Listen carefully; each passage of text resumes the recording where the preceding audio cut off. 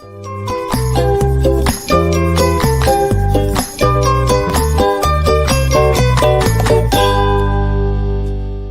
le gustaría escuchar un episodio en español, por favor escuche el siguiente episodio.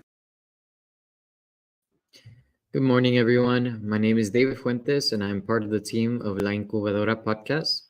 La Incubadora Podcast is a part of the Economic Growth Business Incubator, a local nonprofit with the mission to provide training, coaching, and support to aspiring and existing business owners who face barriers to a successful business. Today's episode is produced by Raycast Media, so thank you, Raycast Media, for your impactful partnership with La Incubadora Podcast. In the ever-evolving landscape of entrepreneurship, small business owners navigate a myriad of challenges, and among the most powerful tools at their disposal is the art of storytelling through video technology. And so today on La Incubadora Podcast, we delve into the captivating realm of visual narratives and explore why incorporating video into your business strategy is not just a trend, but a strategic necessity. For those steering the ship of a small enterprise, the ability to tell a compelling story can make the difference between thriving and merely surviving. Whether you're aiming to connect with customers, showcase your brand's personality, or convey the unique journey of your business, video technology opens up a dynamic avenue for expression. And so today we invite Alex Larramendia, owner of Creative Alma. With 5 years of freelancing experience in all aspects of video production and content creation, Alex has worked as a camera operator for commercial shoots, weddings, and corporate events. He currently edits video for several video podcasts with Rooster Teeth Productions, a Warner Bros. Discovery company. Before starting his own company, Alex was an editor for Wave Sports and Entertainment, where he worked successfully on a Snapchat team that engaged 2 through 5 million unique viewers with a 1 minute and 30-second average watch time. Alex also worked with Be Known Agency to create content and help grow with the following of Top Court social media. When Alex is not running in video production, you can find him enjoying live music, rooting for the Eagles' next run to the Super Bowl, or enjoying some fresh air on a hike. And so here I invite Alex Larramendia onto the stage. Thank you for joining us today, Alex. How are you? Good. That was quite the intro. That was Yeah. I feel amazing after hearing all that. So thanks for having me. No, we're thankful to have you today and kind of share your experience and a little bit more about your expertise. And so to start, Alex, can you please tell us a little bit about your story and how you got to where you are today? Yeah, most definitely. So I feel like my story is not very linear. I was lucky enough in high school to have a video production class, and I took that class all 4 years. I loved it. I loved the whole creating aspect, running around with the camera, creating stories. However, I took a traditional route and went and got a social work degree. And was working in the social work field for 5 years but was always creating on the side with my friends, learning how to edit, until I had moved to Philly, and I took a couple community classes of learning how to functionally use a camera, learn how to edit, and started my journey there. A friend of mine connected me with a YouTuber, started editing his videos for him as an intern, moved to Austin, and luckily there's a big community of creatives here, and I interned for a commercial video production company and learned everything on what to do on a set. Setting up lights, pre-production, speaking with clients and everything. So, I was able to freelance full time in the video production world. And at a certain point, actually this year, I was encouraged and to open up my own business. So it's been a journey. Yeah, no, well, congrats on that, Alex. I know it's very different, turning your passion over to turning it into a business. It's a different type of discipline and a different requires you to learn more about your field, but also on the business end. But congrats. What is it that you enjoy most about it day to day? It's I'm a people person, so I love just like hearing about people's stories, their businesses, and being able to, I guess, be honored to try to convey their story to attract others to their business, for example, and crafting it. It's such an art form to learn how to really capture someone's attention, maintain it, and tell their story. And I think it's like a puzzle piece sometimes, and I love working collaboratively with somebody else on how to be able to tell their story and bring some good to the world by doing that. Yeah, that's my favorite part of my job too, is working with other business owners and hearing their story. Stories can be very impactful, and always listening to hear why someone started something or why someone is doing something. And so, you as a small business owner, how do you use video storytelling to tailor your content to maximize the reach and engagement for your business? Yeah, that's a great question. So I feel like it really depends on who you're trying to connect with. If your customer is, a middle-aged parent, for example, maybe you want to create some videos that are tailored more for Facebook, for example, because making commercials are super expensive. And for small business owners, social media is 100,000% the way to use their video. And yeah, I mean, there are, I guess, just narrowing down who your customer is and focusing on where they are spending the most time on. We all have cell phones now. We're all always on the internet. We have easy access to it, and just understanding where they're essentially hanging out, and creating your video for that platform. Each platform should be engaged very differently. And I guess also learning how to tell a story also helps out too. Just as you're on that platform, learning how to, or not learning, but like watching what others are doing, and sometimes just replicating it, seeing if you see something you like, just kind of replicate it. Nice. Yeah. So this one, I didn't present to you earlier, but kind of getting an idea of who your demographic is, like how did you identify your audience? And who is it that you usually work with? It can be like age, or I don't know, who's your kind of customer that you see a lot. So it's still being molded. I'm not gonna lie, it's a growing process. My ideal customer is a professional athlete, or a growing athlete. I just recently worked with a professional fighter who's on the rise, and he needed some help with his social media content. So we went out, we met him. Pretty much, we have a documentary. Basically, he didn't win, but just kind of helped tailor his content for his social media. And but also, I feel like I like working with a lot of different people. Like I like working with small businesses. I've worked with realtors.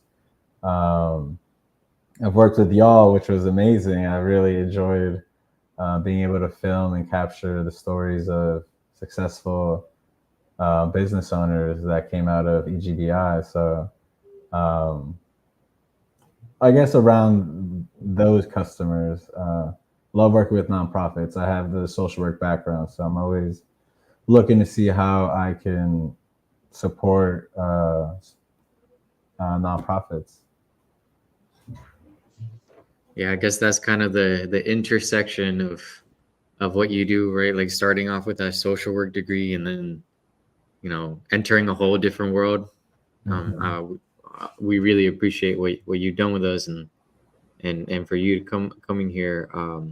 I'm sure something that you've experienced as a small business owner is kind of, being very strategic with how you spend with your limited resources. So how can small business owners leverage video content to make a strong impact on their audience without breaking the bank? Yeah. So, and I feel like this is also like bleeding into the next question, but like, there are so many apps nowadays that you don't need like the $2,000 camera that I have to be able to capture. Everyone has a cell phone, so everybody has a camera. There are apps, for example, CapCut is a an app on your phone where you can edit your videos. They have a bunch of presets where they can help put in music, transitions, all the glitz and glamours for a video. And they also have, I think it's about like $80 a year, which I think is very decently priced for a pretty powerful software. And yeah, I feel like there's a lot of new apps that are coming out like monthly, daily, that are really helping the creatives, the video production people to, not have to spend thousands of dollars on lighting and the whole video production.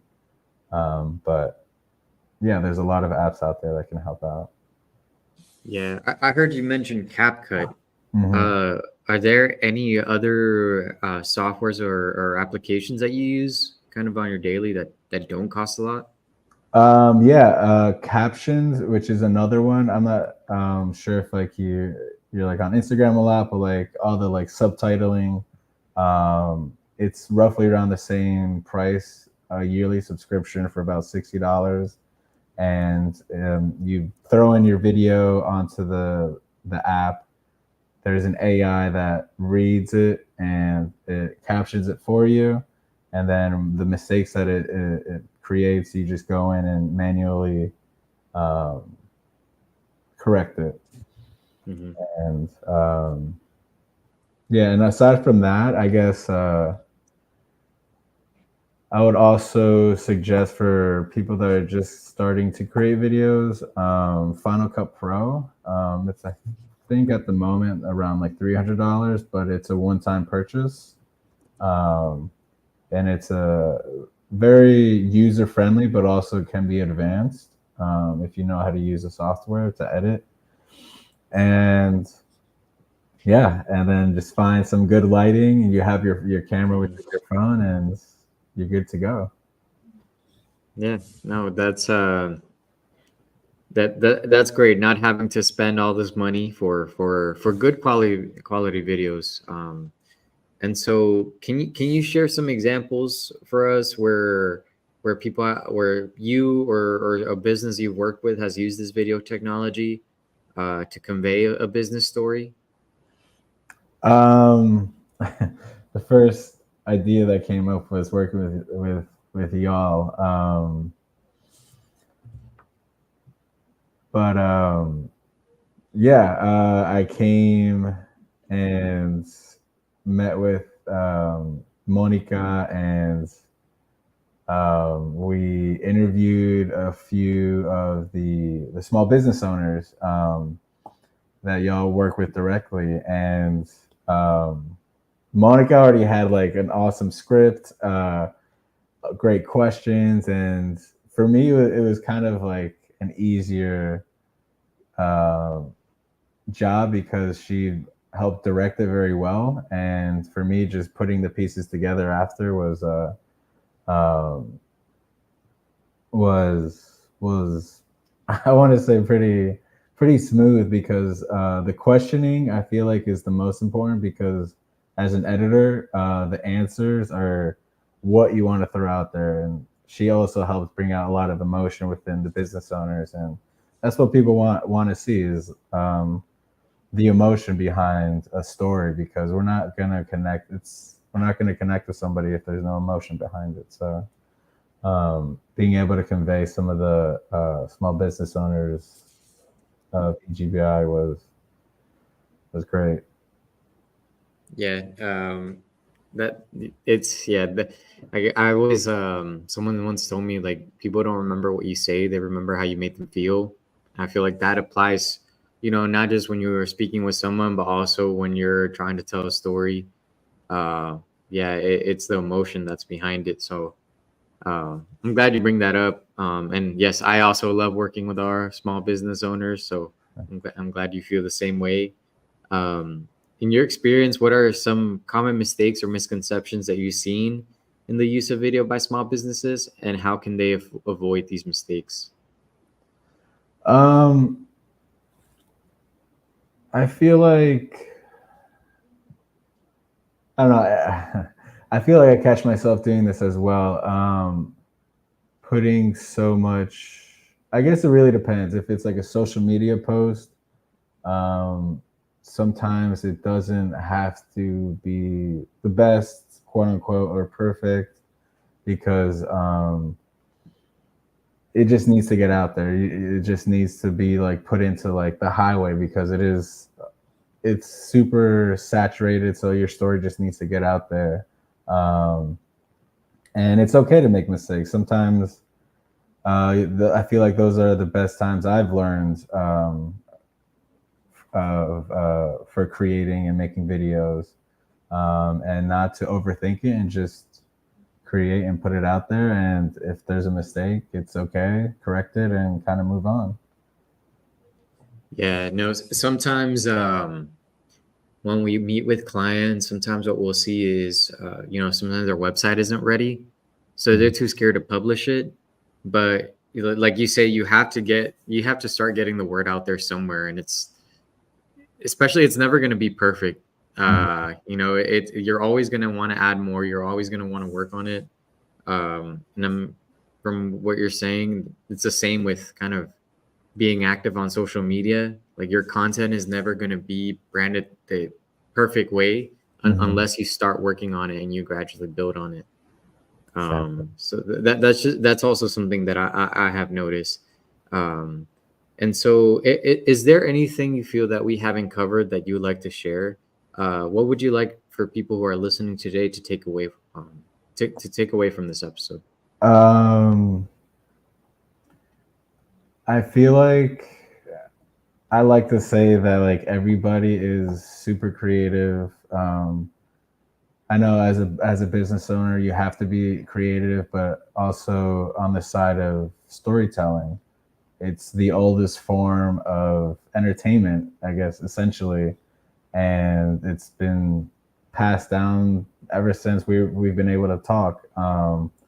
And I feel like it's super accessible now, and I hope that just doesn't hinder people. That it's like sometimes like having accessibility, some like you get a little anxious because it's so easy. And I just hope that everybody knows that they're creative themselves and can take some tips and I guess some of the apps that I spoke about today, and just get out there and start telling their amazing stories. Yeah, no, that's some good advice. It is the same case with these podcasts. So, even with here, this is storytelling too.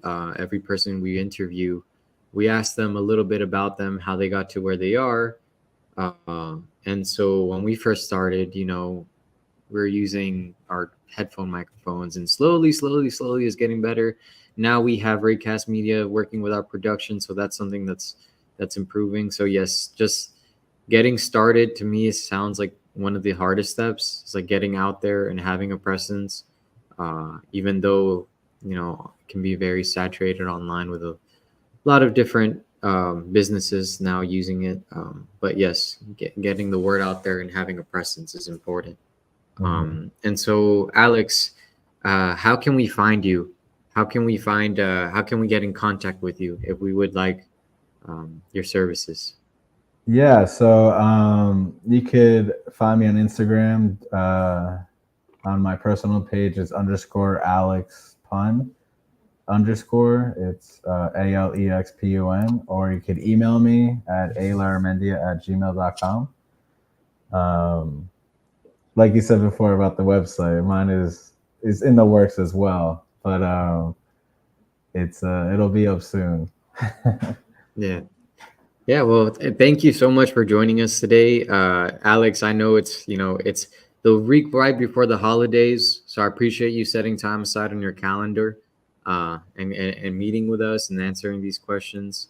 Uh, but that is all for today. It's been a pleasure chatting with you, Alex.